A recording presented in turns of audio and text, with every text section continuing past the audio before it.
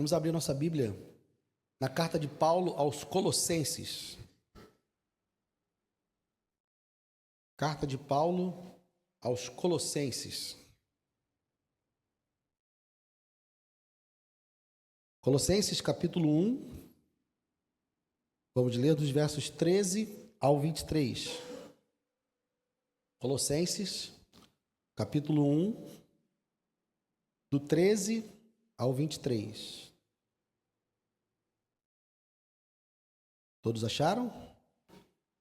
Colossenses, capítulo 1, verso 13 ao 23, diz assim: Ele nos libertou do poder das trevas e nos transportou para o reino do seu Filho amado, em quem temos a redenção, a remissão dos pecados.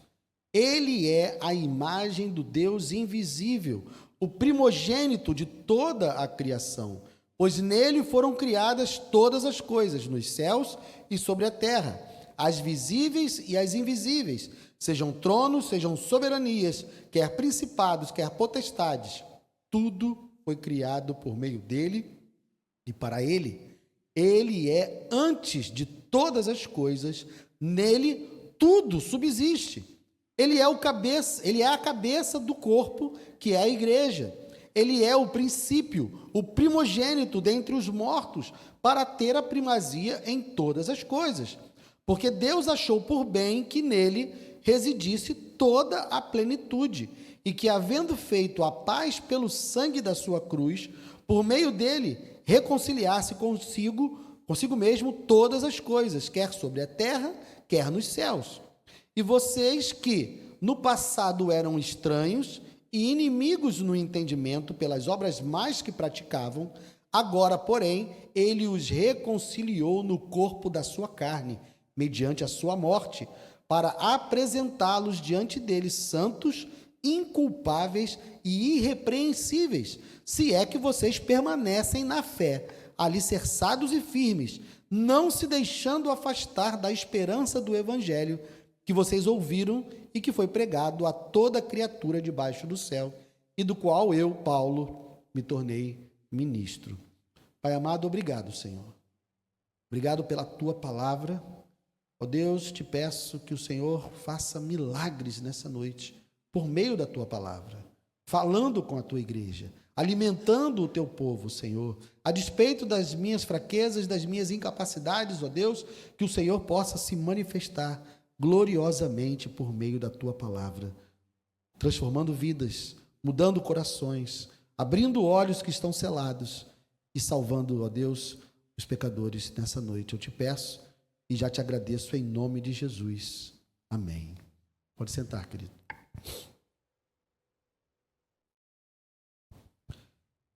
Irmãos, eu me converti tem algum tempo. Foi em 1997, lá se vão alguns bons anos. E na minha época de conversão, não sei se vocês viram ou se vocês viveram isso, havia muitos cursos sobre seitas e heresias. E eram cursos para lá, cursos para cá, revistas, livros escritos a respeito de seitas e heresias. Havia um interesse, um desejo de aprender sobre os erros, sobre a maneira como outras pessoas expressavam a fé.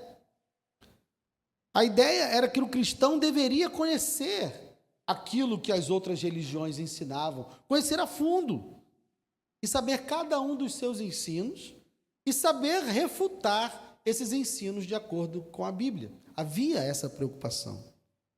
Eu confesso que eu, particularmente, não me sentia muito à vontade com essa ideia. Eu não me sentia atraído por essa ideia. Sabe por quê? Eu sempre achei estranho eu gastar tempo aprendendo sobre outras coisas que não a minha própria fé. Então eu tinha um livro imenso, né? A Bíblia não é um livro pequenininho. Eu tinha tanta coisa para aprender a respeito da minha fé que eu ficava pensando, mas meu Deus, eu vou perder tempo agora aprendendo outras coisas? Então eu nunca me senti atraído por essa ideia. E acho que hoje parece que isso também não é muito em voga, né? Não sei, não tenho visto isso por aí.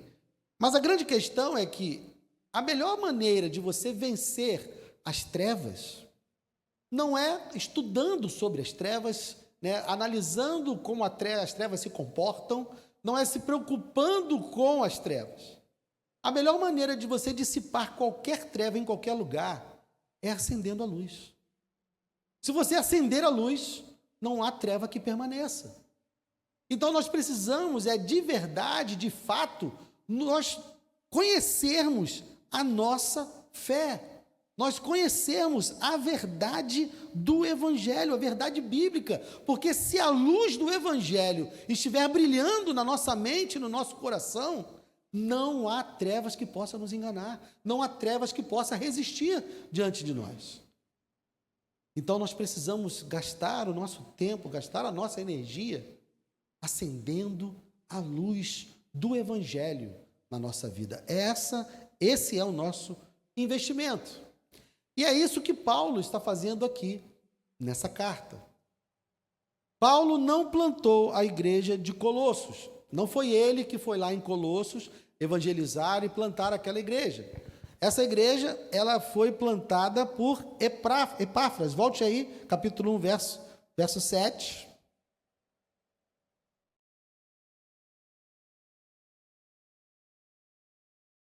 Paulo falando a respeito de como eles aprenderam o evangelho, ele diz: isso vocês aprenderam de Epáfras, nosso amado conservo, e em relação a vocês, fiel ministro de Cristo.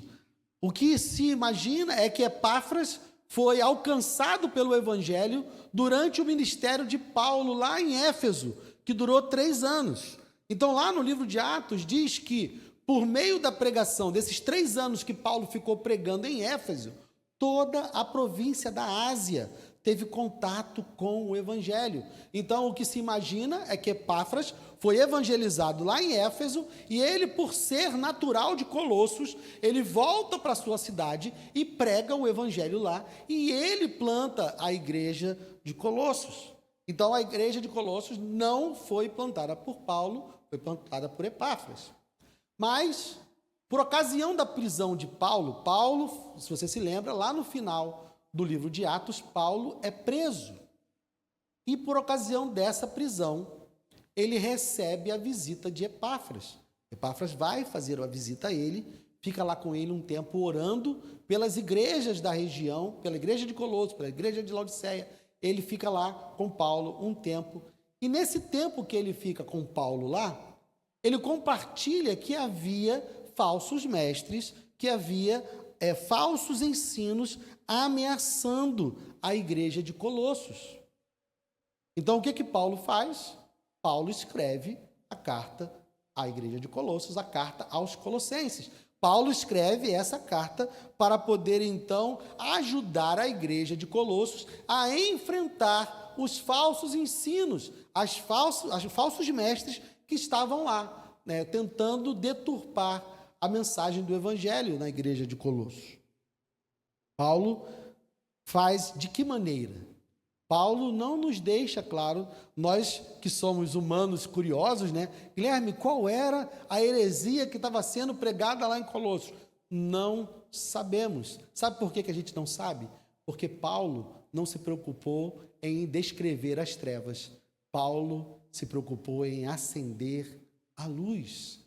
E a carta aos Colossenses vai nos trazer uma belíssima apresentação do Evangelho. E é isso que Paulo está fazendo, apresentando o Evangelho para que eles pudessem ficar livres dos falsos ensinos que estavam ameaçando a igreja de Colossos. Então ele começa nesse texto que nós lemos, versos 13 e 14. Ele nos libertou do poder das trevas e nos transportou para o reino do seu Filho amado, em quem temos a redenção, a remissão dos pecados. Então, de cara, nós já entendemos aqui que a nossa condição antes do Evangelho, a nossa condição antes de Deus intervir na nossa vida era de quê? De cativeiro. Nós estávamos presos, aprisionados, escravizados pelo poder das trevas. Porque se nós não estivéssemos aprisionados, Deus não teria nos libertado. Então, se Paulo está dizendo que Deus nos libertou do poder das trevas, é que a condição que nós tínhamos era de prisioneiros. era uma condição de escravos. Então, a condição do ser humano, antes de ser alcançado pelo Evangelho, é a condição de alguém que está escravizado pelo pecado, ele está sob o poder das trevas. Mas o que Deus fez? Ele nos libertou do poder das trevas, e não apenas nos libertou do poder das trevas, mas nos transportou para um outro reino. Ele nos tirou do império das trevas, nos tirou do poder das trevas e nos transportou para o reino do seu Filho amado. Então, nós não estamos soltos nesse mundo. Ele nos liberta, mas nos coloca debaixo de um outro governo, nos coloca debaixo de um outro rei. Porque se nós estivéssemos andando soltos pelo esse mundo, nós poderíamos ser escravizados novamente.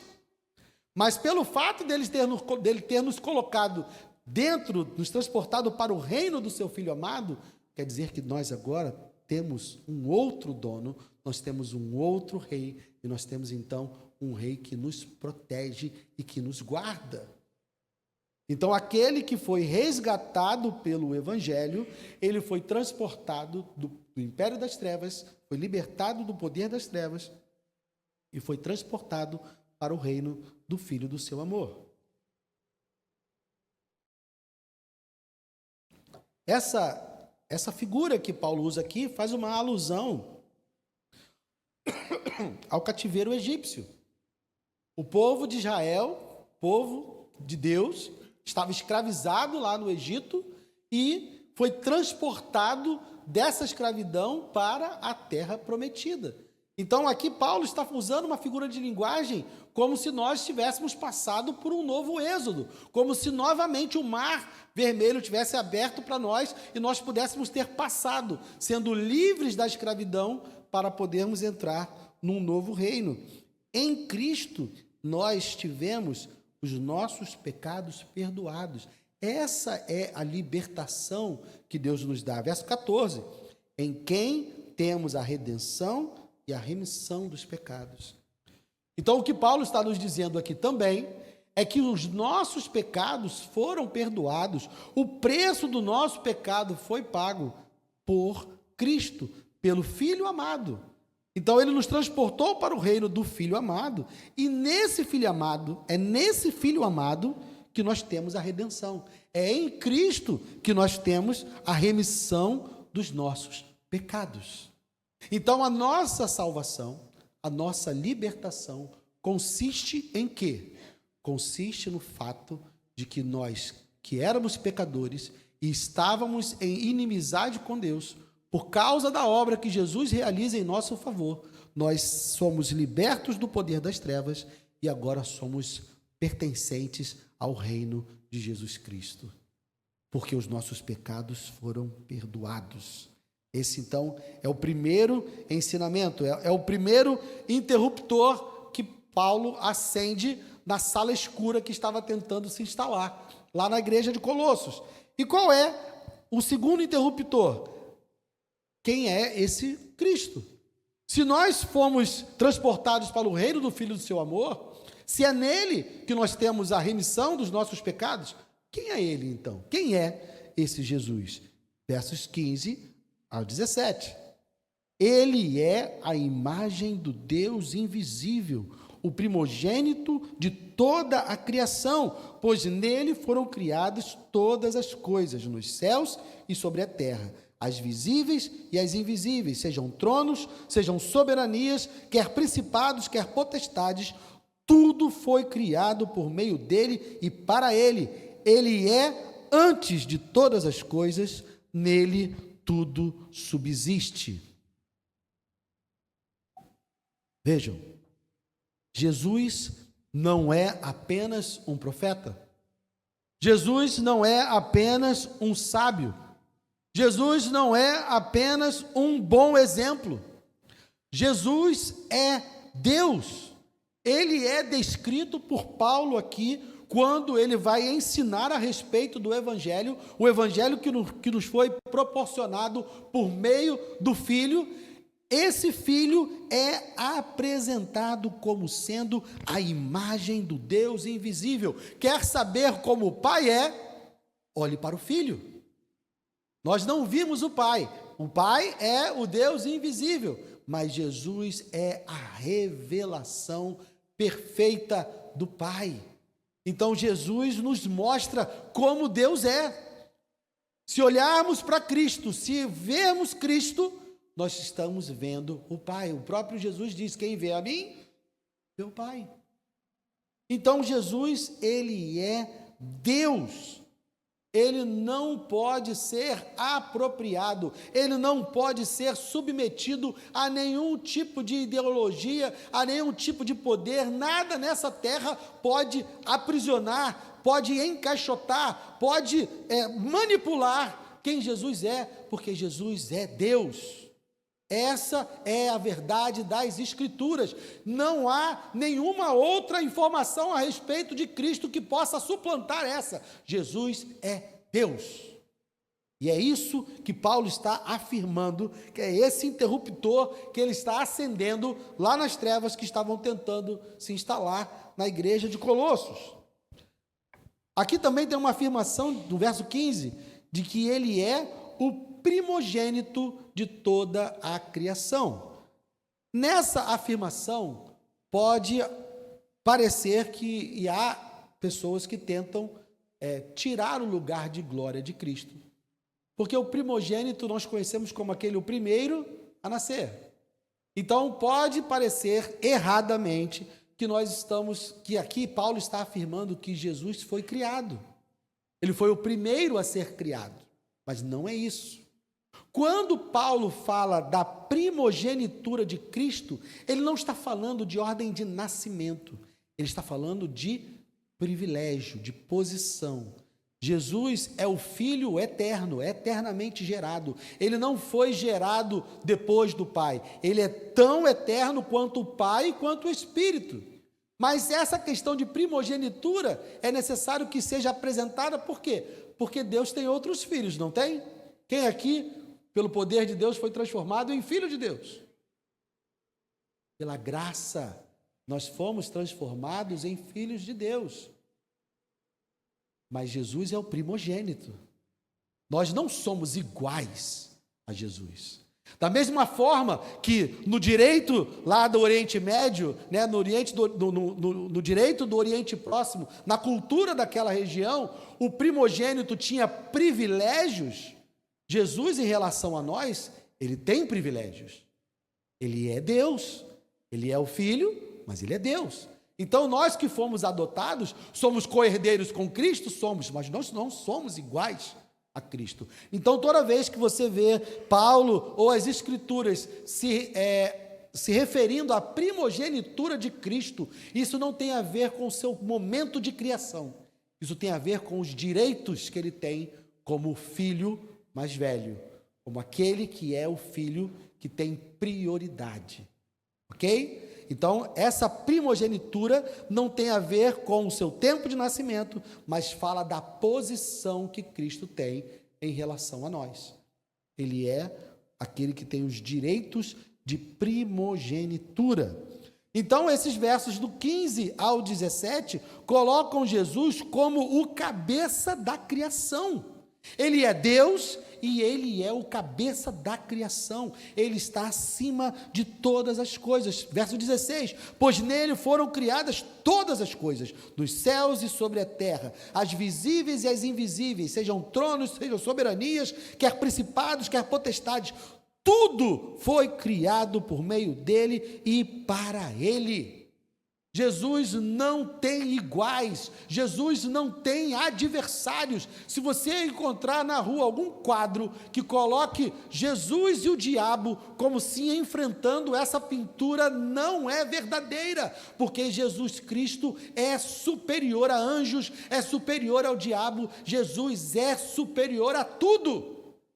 Não há nada que se compare ao Senhor Jesus. Ele não tem adversários, ele não tem quem possa se opor a ele. Ninguém, nada. Tudo está debaixo da sua autoridade. Tudo. Ele é Senhor. Jesus Cristo é Senhor. Só um parêntese. O nome que foi dado a Cristo, o nome que está acima de todos, nome, não é Jesus. Você sabia que Jesus era um nome comum naquela época? Jesus é uma corruptela de Josué, que significa que Deus salva. Então, inclusive, se eu não me engano, foi na própria carta aos Colossenses, eu não vou me lembrar, Paulo manda um abraço para Jesus, um outro Jesus lá.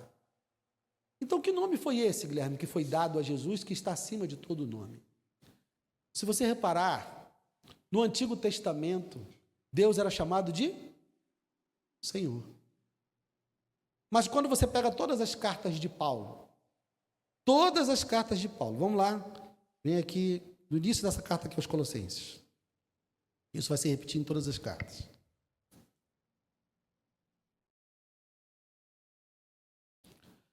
Verso 1. Paulo, apóstolo de Cristo Jesus, pela vontade de Deus, e o irmão Timóteo, aos santos e fiéis irmãos em Cristo que estão em Colossos, que a graça e a paz de Deus, nosso Pai, estejam entre vocês. Damos sempre graças a Deus Pai. Pai de quem? De nosso Senhor. Então você vai reparar em todas as cartas de Paulo, Deus, que era chamado de Senhor no Antigo Testamento, é chamado de Pai. E quem é chamado de Senhor é Jesus. Porque Jesus afirma lá no final do Evangelho de Mateus o quê? Toda a autoridade me foi dada nos céus e na terra. No Salmo que nós lemos lá no início hoje, vamos lá, Salmo 110. Volta um pouquinho lá do Salmo 110. Vejam o que Davi profetiza. Salmo 110.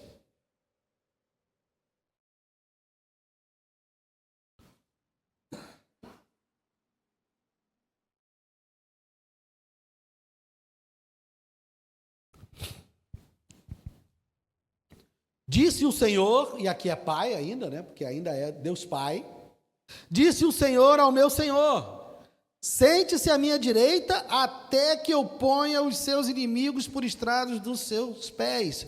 O Senhor lhe enviará de Sião o cetro do poder, dizendo: domine entre os seus inimigos. Pode voltar lá para Colossenses. Então vejam, toda a autoridade foi dada a Cristo. O nome que está acima de todo nome, que foi dado a Jesus, é Senhor. Ele é Senhor. Esse é Jesus, esse é o Jesus que nós seguimos, esse é o Jesus que nós servimos. Essa é a verdade. Ele é o cabeça de toda a criação. Todas as vezes que se aproximarem de você e quiserem dizer para você que Jesus é qualquer outra coisa que não Senhor, saiba que estão tentando enganar você. A luz, a verdade é que Jesus é Deus e Jesus é Senhor e soberano sobre todas as coisas e sobre toda a criação. E ele não é apenas cabeça da criação, mas ele também foi colocado como cabeça da nova criação. Versos 18 ao 20. Ele é a cabeça do corpo que é a igreja. Ele é o princípio, de novo a palavra, né? O primogênito dentre os mortos, para ter a primazia em todas as coisas. E aqui, essa palavra primogênito já tem a ideia de primeiro, porque ele foi o primeiro da ressurreição. A ressurreição da nova ordem criada por Deus a partir de Cristo. A ressurreição de Jesus inaugurou a nova criação, que vai substituir a descendência de Adão. A descendência de Adão está condenada. Aqueles que permanecem em Adão estão condenados, porque o pecado entrou na humanidade por meio de Adão. E por causa disso, todos aqueles que são descendência de Adão estão debaixo da maldição do pecado. A corrupção do pecado trouxe a morte a todos os descendentes de Adão. Mas Cristo nos reconciliou com Deus na cruz. E nele nós recebemos a vida eterna. Então, aqueles que se submetem a Cristo, aqueles que reconhecem o seu senhorio, aqueles que se arrependem dos seus pecados e entregam a sua vida a Cristo, deixam de ser descendência de Adão e passam a ser descendência de Cristo e são então feitos filhos de Deus. Não somos mais descendência de Adão. Se você entregou a sua vida a Jesus, se você confiou em Jesus, confessou os seus pecados, se arrependeu dos seus pecados, então você não é mais descendência de Adão. Vamos lá, a primeira carta de Paulo aos Coríntios, capítulo 15.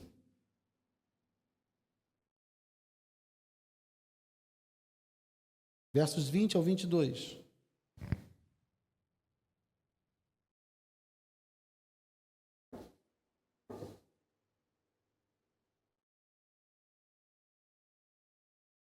Primeira Coríntios, capítulo 15, do verso 20 ao 22. Mas, de fato, Cristo ressuscitou dentre os mortos, sendo ele as primícias dos que dormem. Visto que a morte veio por um homem, Adão, também por um homem veio a ressurreição dos mortos. Porque assim como em Adão todos morrem, assim também todos serão vivificados em Cristo. Então, Jesus não é apenas o cabeça de toda a criação, Jesus também é o cabeça da nova criação.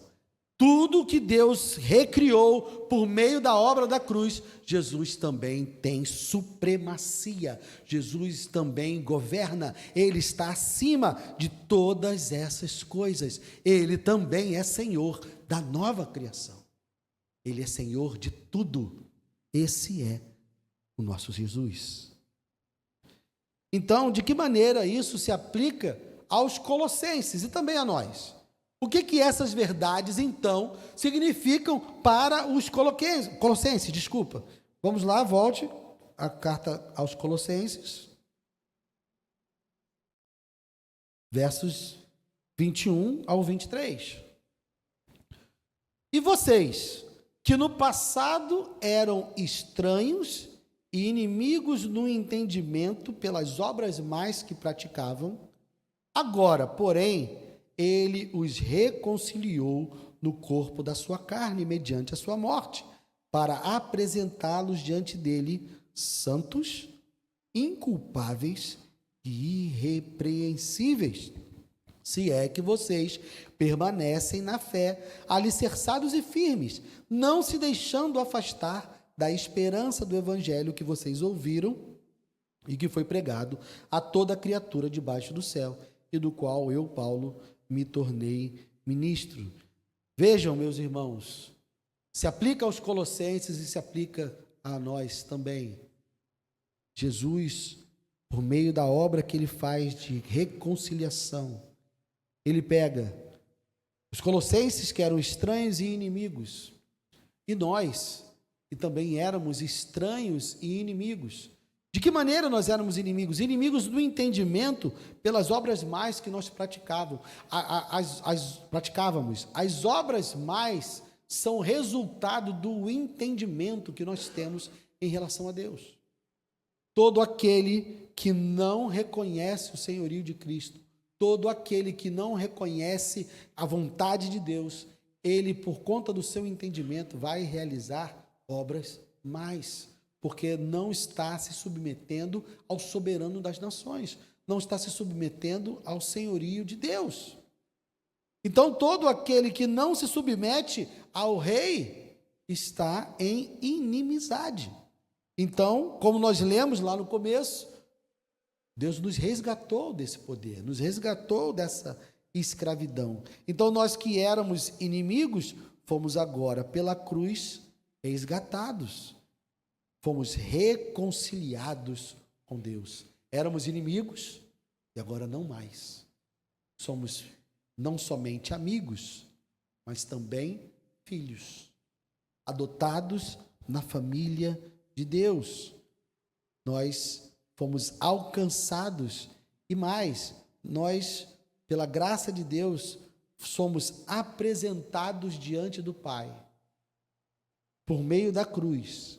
Aquilo que Jesus conquistou para nós na cruz quando ele nos reconciliou no corpo da sua carne, mediante a sua morte, nós somos apresentados diante de Deus como santos, inculpáveis e irrepreensíveis. Meu irmão e minha irmã, basta um flash de 5 minutos na nossa vida somente hoje, para saber que nós não somos merecedores de nenhum desses títulos. Um recortezinho de 5 minutos do dia de hoje, nós chegamos à conclusão de que nós não merecemos ser santos, inculpáveis e irrepreensíveis. Mas sabe o que é importante? Que não depende de nós. Foi algo que Ele fez por nós, por amor. Ele foi para a cruz e levou sobre si o nosso castigo, e o nosso pecado foi punido nele, e nós fomos reconciliados com Deus.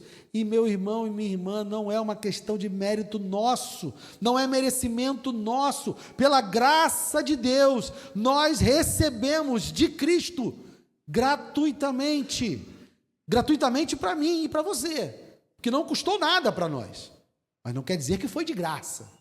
Custou a vida dele, custou o derramamento do seu sangue. O preço que foi pago foi alto, mas não foi pago por mim, nem por você. Os benefícios desse sacrifício nos alcançam, e então, por causa disso, nós somos santos, inculpáveis e irrepreensíveis diante de Deus. Essa é a obra maravilhosa do Evangelho. É isso que Deus nos deu por meio de Cristo na cruz. Ele olha para nós. Se nós estivermos em Cristo, Ele olha para mim, Ele olha para você, e Ele vê pessoas santas, inculpáveis e irrepreensíveis.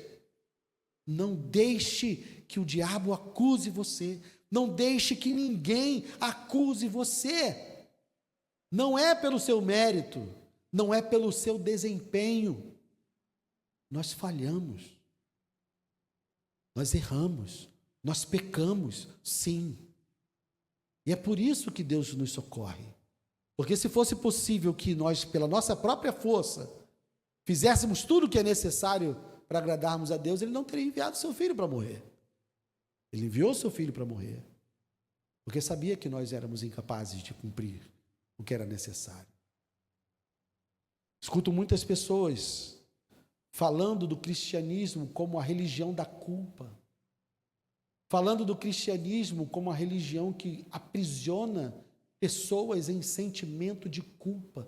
Isso não é verdade. O que o cristianismo nos apresenta é um Deus que graciosamente te transforma em santo, inculpável e irrepreensível. Ele tira de nós a culpa. Ele nos liberta da culpa.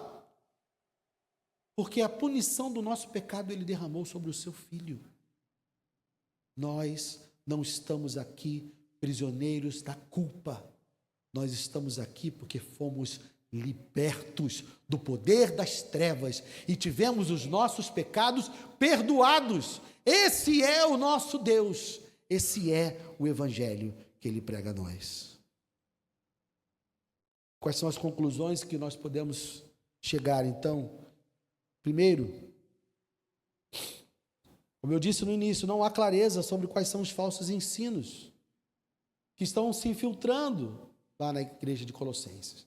Se você fizer um estudo detalhado da carta aos Colossenses, você pode ter algumas noções daquilo que talvez estivesse acontecendo lá em Colossos. Mas o que Paulo faz é aplicar uma vacina universal. A verdade do Evangelho que Paulo apresenta para a igreja de Colossos, ela é uma vacina que serve para nós hoje, diante de qualquer falso ensino que tente se aproximar de você. Aqui você aprende quem Jesus é. Aqui você aprende o que Ele fez por você. E aqui você aprende quem você é hoje diante de Deus por causa de Cristo. E isso, meu irmão e minha irmã, não vai mudar. O evangelho que é apresentado nas Escrituras nos mostra que a humanidade era escrava do pecado e era inimigo de Deus. Mas Deus muda e reverte essa situação por meio de Cristo. Tudo isso está no texto que nós lemos hoje. Jesus não é outra coisa senão o próprio Deus encarnado. E o que nós devemos fazer então? Verso 23. Se é que vocês permanecem na fé, alicerçados e firmes, não se deixando afastar da esperança do evangelho que vocês ouviram e que foi pregado a toda criatura debaixo do céu. Não se mova. Não deixe que nenhuma nova condição, nova verdade, nova revelação, não deixe que nenhuma novidade venha te afastar do evangelho que você conheceu por meio da pregação de Paulo, por meio da pregação das Escrituras. Não permita, permaneça. Há várias pessoas, há várias coisas, há várias novidades querendo se apresentar a nós, há vários falsos ensinos que estão agora se introduzindo entre nós, ainda mais com a internet aí, com acessível no aparelho celular. É uma janela que pode trazer até você falsos ensinos que tentam te afastar da esperança do evangelho. E ao invés de ficar tentando proteger você por meio de ensinamentos detalhados de todas as mentiras que o mundo está contando hoje, eu preferi fazer como Paulo e apresentar a você o que é a verdade. E agora, todas as vezes que algo se aproximar de você, que alguém se aproximar de você, querendo falar algo a respeito de Deus, a respeito do evangelho, a respeito da sua condição e a respeito de Cristo, compare com a verdade que está revelada nas Escrituras. E se não for igual, não importa, é só rejeitar e permanecer onde você está. Porque em Cristo você é santo, inculpável e irrepreensível por causa dele. Amém? Vamos ficar de pé.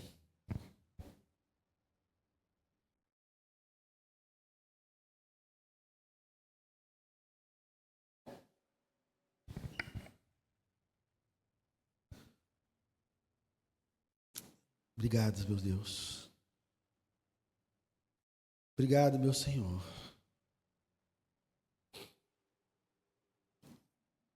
É só olhar para a nossa vida e ver que não merecemos absolutamente nada disso. Olhamos para a Tua palavra, olhamos para a Tua beleza, olhamos para a Tua santidade, olhamos para a Tua justiça, olhamos para o Teu amor. Deus, o Senhor é incomparável. Nós estamos muito distantes de Ti. Nós estamos muito longe de Ti. Na nossa própria força, nós não teríamos como nos aproximar. Na nossa própria força, nós seríamos consumidos na Tua presença, seríamos destruídos pela Tua santidade, porque nós, de nós mesmos, não somos santos. Nós, de nós mesmos, não somos inculpáveis, não somos justos. Não somos, Senhor. A Tua santidade é tão grande que ela nos consumiria se nós nos aproximássemos de Ti, confiados em nós mesmos. Mas a Tua palavra nos ensina que o Teu amor é tão maravilhoso, Teu amor é tão grande e inexplicável, que o Senhor proveu um meio de homens e mulheres pecadores como nós termos um relacionamento contigo. Não conhecer a respeito de Ti, não saber sobre o Senhor, mas de vivermos com o Senhor, de andarmos com o Senhor, de vivermos intimamente em comunhão com o Senhor. Oh Deus, não nos deixe viver aquém disso, porque o preço que foi pago para isso foi altíssimo. O seu filho foi para a cruz, ele pagou um preço altíssimo, e nós não queremos subutilizar isso e vivermos uma vida rasa, uma vida que simplesmente vem aqui uma vez por semana ou 2 vezes por semana que seja, uma vida que ouve falar de Ti, uma vida que conhece o Senhor porque outros falam, porque outros pregam. Não, Deus, nós queremos viver uma vida plena contigo, uma vida inteira contigo, do acordar ao deitar, experimentar do seu amor, experimentar da sua voz, experimentar da tua vontade todos os dias, Senhor. Não queremos ser aqueles que apenas ouviram falar de Ti. Oh, Senhor, teu servo Jó, depois de tudo que passou, ele declarou que conhecia de ouvir falar, e o Senhor disse que ele era um homem santo, reto, e que se afastava do mal. Oh Deus, eu não sou como Jó,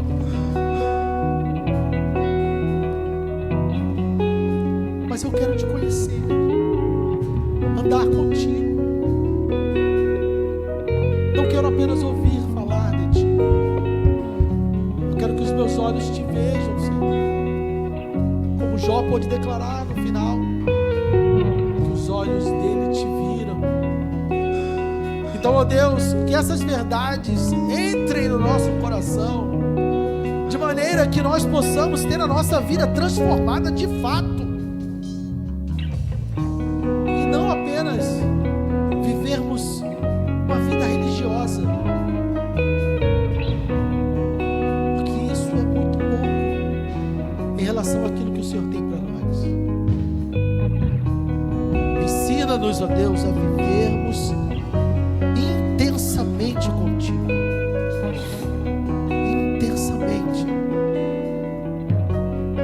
e Te conhecermos de fato, e vivermos contigo de fato, e andarmos contigo de fato, todos os dias, onde quer que estejamos, com quem quer que estejamos, seja no trabalho, com os amigos, onde for, ó Deus, que a nossa realidade maior e mais profunda seja que o Senhor está conosco, nós estamos contigo, que o Senhor seja a pessoa mais real da nossa vida, que o Senhor seja a pessoa mais importante da nossa vida,